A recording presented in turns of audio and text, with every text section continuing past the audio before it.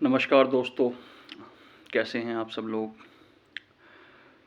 एक बार हुआ कि महाभारत के जो महान योद्धा, जो महान दानवीर कर्ण हुए, उन्होंने जब अपना शरीर तजा, जब अपने शरीर को छोड़कर वो यहाँ से स्वर्ग पहुँचे, तो स्वर्ग में एक बार उनकी किसी चीज़ को खाने की या भूख लगी होगी, तो ऐसी किसी चीज़ के लिए इच्छा करी।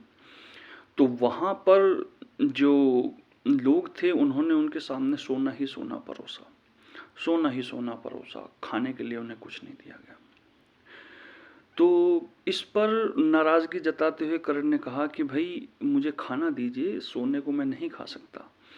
तो इसका उन्हें जो उत्तर मिला वो ये मिला कि आपने जीवन भर सोना ही दान करा है, तो जो आपने दान करा है उसी का ही समावेश ये आपके सामने है, इसलिए आपको यही मिलेगा।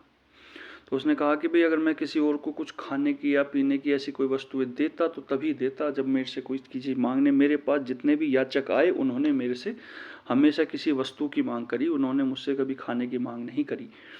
और चलो अगर ऐसा मैं किसी को खाना देता भी तो मेरे अपने पूर्वजों का मुझे पता ही नहीं था, मैं आजीवन भ्रम में रहा हूँ, मुझे पता ही नहीं कि भी कौन मेरा वंशज है।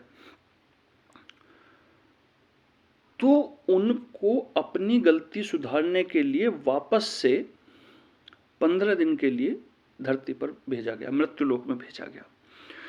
तो मृत्युलोक में आने के बाद जितने भी पुराने पूर्वज थे, जो भूले बुसरे उनके याचक रहे होंगे उस जमाने में, जो उनके उस युग में उनके पूर्वज रहे होंगे, उन्होंने सबको मन भर के, जी भर के, जितनी भी उनसे सेवा हो सकती थी सबकी सेवा करी। किसी को खाना खिलाया, कितनी चींटियों को खाना खिलाया, जो भी जिस रूप में उस वक्त था, जितना उन्होंने अपनी साधना से पता कर सके या जितने भी उनके सामने लोग आ सके, उन्होंने सबकी एक नज़दीक से दूर से जिस तरह से भी मदद हो सकी उन्होंने 15 दिन के अंदर वो मदद करी। इसी 15 दिन के समय को हम श्राद्ध बोलते हैं। तो आशा करता हूं कि भी आप अपने जीवन में जो अपना जीवन आप जी रहे हैं, इसकी मंगल कामना के लिए आप अगले घर की भी तैयारी करते रहिए। मेरा अपना मानना यह है दोस्तों कि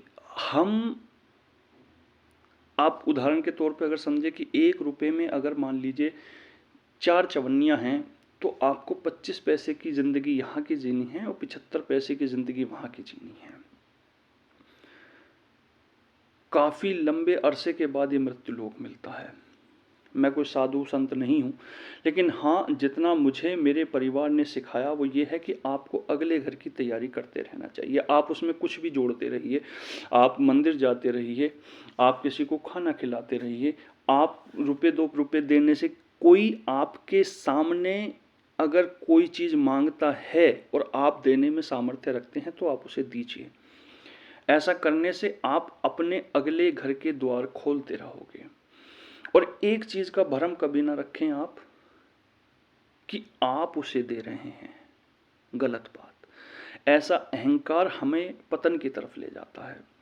मेरा अपना मानना यह है कि अगर आप किसी को देने लायक हैं तो ईश्वर ने आपको उसके लिए चुना है, और आप अगर ईश्वर के चुने हुए माध्यमों में तकलीफ या किसी कारण का कारण बन जाते हैं जिससे ईश्वर को लगे कि भी मैंने इस व्यक्ति को गलत चुन लिया, तो आपका पतन होना निश्चित है।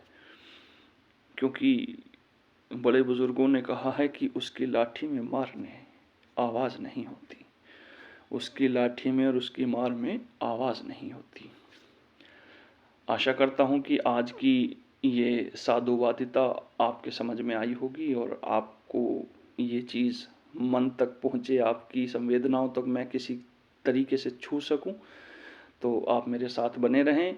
मेरे इस चैनल पे आप अपनी कमेंट्स करके व्याख्या बताएं, और इस तरह की और वीडियो के लिए मैं आपके साथ में हमेशा अपने वक्तांत के साथ में नई वीडियो के साथ आता रहूँगा। कृपया अपना प्यार देते रहें। शुक्रिया दोस्तों, thank you so much, thank you.